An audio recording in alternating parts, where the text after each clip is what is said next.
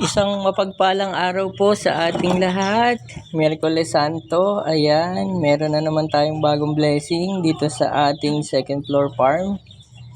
Pagkakita ko nga po ngayong umaga, nanganak na tong si Mommy Brown and White. Nung mga nakaraang araw, medyo kinakabahan nga ako kasi alam ko magta 30 days na pero wala man lang senyales na malapit na siya manganak. Akala ko hindi successful yung kanyang pregnancy. So ayan, ngayong umaga nakita ko meron na siyang 5 anak. So, sa tingin ko yung tatlo pure white ulit, tapos yung dalawa medyo may black and white. Ayan, so hindi muna natin siya ngayon hahawakan yung mga baby kasi unang araw pa lang nila. Wala pa nga ata silang 24 hours.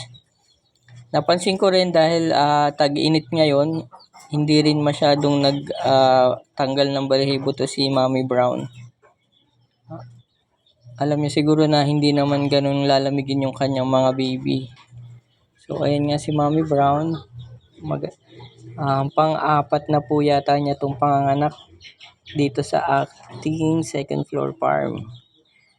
So ito nga po palang si Mommy Bunny ay pinahabilin lang sa atin ni Tropa. Si Angel, ayan, shout out sa'yo. Taga dito lang din sa aming subdivision.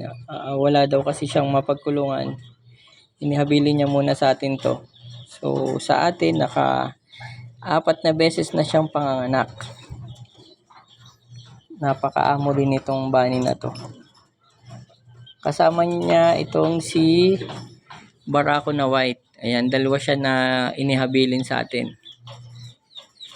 So napaparami na natin sila at marami na rin tayong napagbigyan ng mga baby nila. So yun lang po. Salamat po.